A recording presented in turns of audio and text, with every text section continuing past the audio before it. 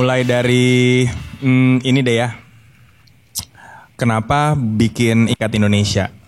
Nah, waktu itu tahun 2010 kalau nggak salah, 2009 sih. Waktu itu Indonesia kita lagi marak antara kehebohan yang terjadi karena batik kita diklaim oleh salah satu negara tetangga gitu.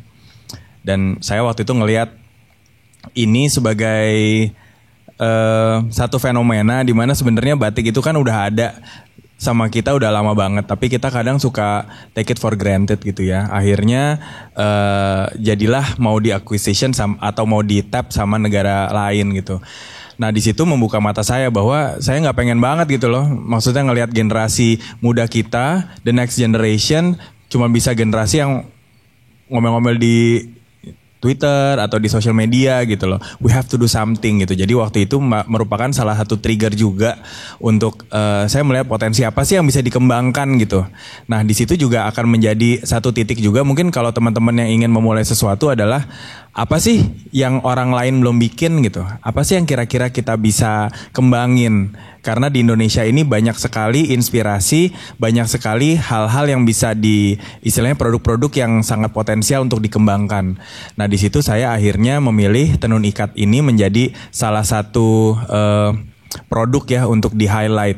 Kebayang nggak sih gitu zaman tahun 2010 itu Instagram masih belum segila sekarang ya. Jadi benar-benar kita pergunakan sosial media platform yang marak pada zaman itu, ada Twitter, ada Facebook gitu, dan lebih ke sharing ide. Dan di situ saya punya satu strategi, yaitu sebelum kita melempar produknya, kita harus istilahnya manas-manasin pasar dulu. Kita harus create demand-nya dulu. Jadi waktu itu saya kerjasama dengan teman-teman yang punya istilahnya mungkin apa ya, kayak follower banyak gitu untuk meng-highlight si produk ini. Dan sebenarnya nggak ke produknya langsung tetapi ke value yang ditawarkan. Jadi waktu itu kita highlight bagaimana sih caranya bikin tenun ikat, gimana sih ribetnya bikin prosesnya gitu sehingga menghasilkan satu produk yang sangat indah gitu. Dan karena saya lihat di Indonesia ini sebenarnya yang menarik bukan hanya hasil akhirnya aja, tapi proses untuk menjadikan si produk ini tuh adalah satu proses yang patut untuk diapresiasi gitu ya. Jadi buat saya ini merupakan bahan kita untuk meng-highlight value. Nah ini mungkin teman-teman juga kalau misalnya nanti ingin membuat sesuatu bisa melihat juga value apa sih yang bisa di-highlight, apa sih proses yang bisa gue bikin menjadi satu storytelling yang menarik untuk orang-orang simak gitu, dan apa yang bisa mengikat ini menjadi satu packaging yang erat dengan produk yang kita tawarkan gitu. Nah dari situ 2010 ternyata demand-nya tuh besar banget ya, dan akhirnya saya memutuskan 2011 itu untuk resign dari kerjaan saya gitu. Karena waktu itu masih trial error. Dan ternyata setelah saya jalanin, alhamdulillah sekarang sudah memasuki tahun ke-6, kita sudah istilahnya dulu yang beli cuma teman-teman aja, sekarang yang beli saya kadang suka nggak ngeh ya gitu, tapi ada rasa bahagia sih gitu kalau ke mall misalnya ngelihat orang pakai baju yang kita bikin gitu. Kayaknya satu hal yang benar-benar nggak bisa dibayar ya. Dan sekarang saya memperlebar lininya itu nggak cuman Ikat Indonesia yang ready to wear, tapi ada juga made to order si Swarna, dan satu lagi si Sarupa yaitu si seragam. Ini potensinya juga besar banget untuk seragam gitu. Dan tapi dari selama 6 tahun perjalanan ini yang saya pelajari adalah ketika kita konsisten dan kita fokus mengerjakan sesuatu, itu yang akan menjadi menjadi satu nilai jual, dan kita akan menjadi semakin expert di sana. Nah sebelum ngobrolin panjang tentang Ikat Indonesia dan gimana istilahnya saya bisa sharing knowledge ke teman-teman semua, saya mau kasih tahu juga bahwa di tahun 2009 itu saya sempat stres banget loh gitu. Karena waktu itu saya kerja di satu perusahaan udah 7 tahun waktu itu. Terus saya merasa kayaknya gue bisa nih bikin sesuatu sendiri. Saya dulu kuliah di arsitektur. Kemudian waktu itu akhirnya saya berhenti kerja. Waktu itu saya kerja di retail, saya berhenti kerja karena saya merasa network saya cukup dan saya merasa bahwa saya punya ability atau taste yang kayaknya lumayan deh gitu untuk bikin arsitek biro gitu. Saya waktu itu mau collab sama teman saya yang arsitek juga. Tapi seiring berjalannya waktu, selama 9 bulan itu perusahaannya sama sekali nggak pernah mendapatkan klien dan saya stres banget sampai saya waktu itu nggak ngerti, wah ini gimana ya, saya harus memulai besok tuh kayak gimana, karena ternyata yang saya pelajari dari kesalahan saya adalah nafsu di awal gitu. Saya merasa bahwa saya punya network bagus, saya punya kenalan yang oke, saya punya kira-kira taste yang kayaknya sih bisa, ternyata nggak bisa gitu loh. Ketika kita terjun ke satu area itu benar-benar kita harus ternyata apa yang saya miss di situ adalah satu riset. Saya nggak pernah riset seperti apa sih waktu itu audiensnya, kayak gimana saingan-saingan saya. Saya itu mau bikin perusahaan yang kira-kira itu di levelnya yang siapa gitu. Saya nggak pernah itu gitu. Jadi yang saya miss itu adalah riset gitu. Dan kedua, saya nggak jago di business development gitu loh. Dan saya nggak tahu gimana cara, bukan menggandakan uang ya, tapi bagaimana caranya istilahnya adalah membuat the money becoming smart money gitu loh. Jadi di situ saya miss gitu, dan saya mengetahui kesalahan saya bahwa harus di-accept bahwa I'm a creative people aja gitu, yang kayaknya cuman lu kasih gue kertas deh, gue bisa gambar, gue bisa gini. Tapi lu kasih gue hitungan, bukan berarti nggak bisa ya, nggak bisa ngitung, tapi kadang bingung gitu loh untuk gimana caranya untuk memperbesar si perusahaan ini gitu. Akhirnya ketika saya memulai lagi Ikat Indonesia di tahun 2010, awalnya nggak dapat izin dari orang tua karena mereka ngelihat waktu itu, gila lu trauma banget sampai lu waktu itu botakin rambut kan gitu. Waktu itu sampai bener-bener nggak bisa makan, bener-bener asli trauma gitu, dan waktu itu keluarga cuma nantang, tapi kalau misalnya emang udah yakin dan bisa, ya udah jalanin aja. Nah akhirnya waktu itu selama setahun saya riset dulu, saya ini mau bikin produk seperti apa, uniqueness-nya ada di mana, apa sih yang bikin orang jadi mau beli produk saya, itu satu. Terus kedua, harga ini akan menjadi satu elemen yang sangat penting, price point. Kita itu mau mensejajarkan diri kita itu ada di mana gitu. Jadi harus dibuka mata bahwa ketika kita misalnya main di level harga yang misalnya 500.000, 600.000, kita harus buka mata secara jujur. If I'm a customer, gue 500.000, mendingan gue beli produk gue atau gue beli produk apa yang lain gitu. Jadi itu harus market testing.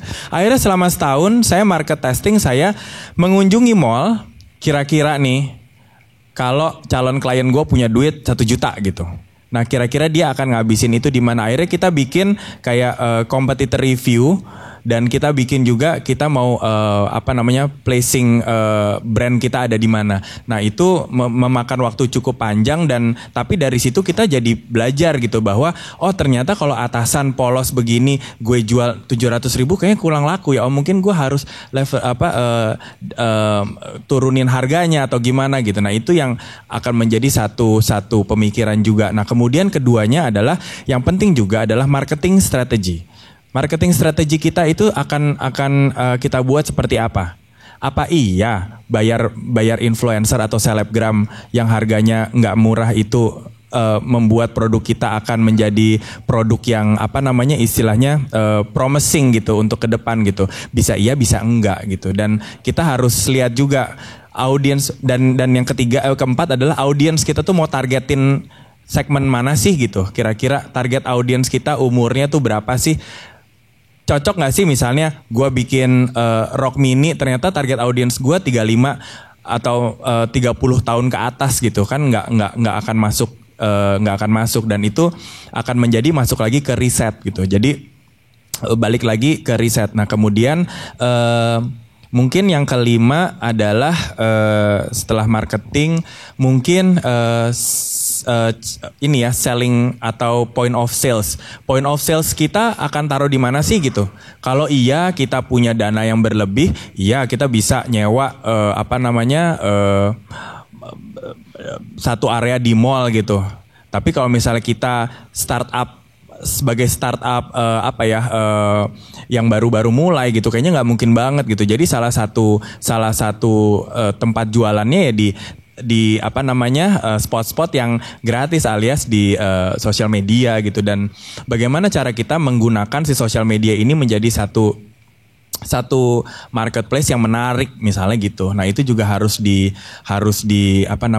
dipelajari juga gitu iklimnya, karena berbeda-beda sih, dan abis itu kita setelah semuanya itu kita juga akan melihat kira-kira apa yang akan balik lagi ya. Jadi kita harus melek nih di setiap, saya tuh punya satu tim yang khusus untuk riset kira-kira di dunia nih lagi bikin apa sih trennya untuk fashion gitu. Nah nanti mereka akan ngeriset nih, oh yang seru sekarang ini, yang seru sekarang itu gitu, dan market mana yang kita pengen masukin lagi. Dan kalau mungkin teman-teman sekarang lihat kita udah ada di beberapa kita juga sekarang jualan online juga, dan sekarang kita mau mentargetkan ke anak muda gitu.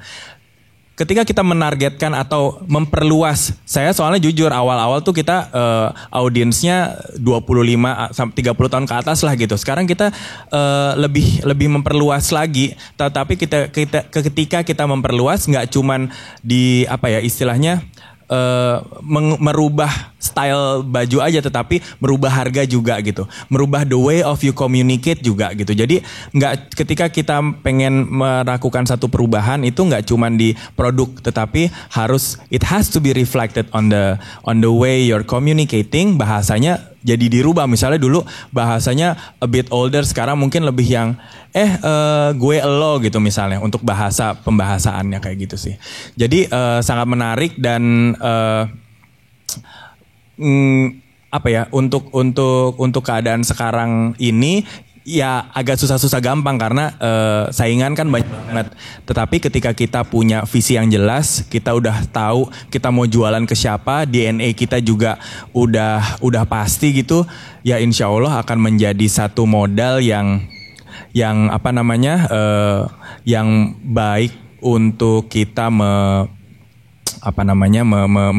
melanjutkan the next produk itu akan dijadikan seperti apa kayak gitu. Jadi menarik banget sih gitu untuk memulai. Dan kemarin saya juga datang ke beberapa event yang dengan banyak banget anak-anak muda yang pengen bikin punya ide-ide gila gitu ya. Dan selain ditunjang oleh modal, kita juga harus ditunjang oleh kreativitas gitu. Dan kalau kita sekarang nggak punya modal, banyak banget angel investor yang bersedia untuk memberikan dukungan modal, as long as kita udah punya hitungannya gimana. Dan sekali lagi saya jelaskan, saya sharing kalau misalnya kita nggak ahli di situ, dan we have to team up gitu. Akhirnya saya sekarang berpartner dengan teman saya yang jago hitung-hitungan. Oh jago banget deh pokoknya hitung-hitungannya, sampai saya emang bisa gini ya, emang bisa gitu nih gitu. Jadi saya sadar bahwa saya punya satu limit tertentu di bidang finance, jadinya saya team up dengan itu. Dan satu lagi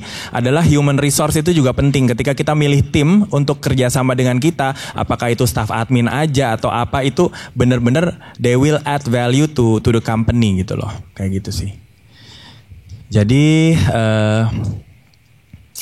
itu sharing saya dari jatuh bangunnya usaha yang pernah saya buat. Jadi nggak cuman, saya paling seneng sharing nggak cuman yang seru-serunya aja, tapi ketika kita mentok gitu loh, ketika gila udah nggak ada, there's no money left gitu, gue harus ngapain nih gitu. Dan you have to be creative, jual aja baju-baju yang zaman dulu kita bikin sale gitu, kayak gitu. Jadi sebenarnya ketika kita lagi mentok segala macam, itu ide gila bisa istilahnya bisa terjadi kayak gitu.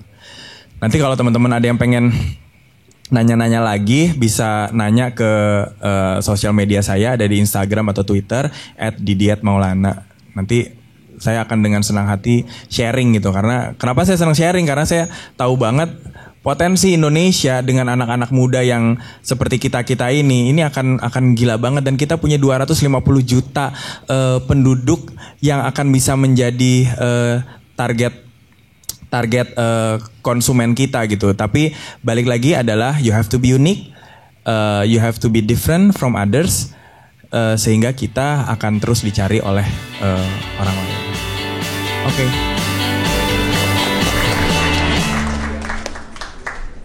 Buka aja Bukalapak.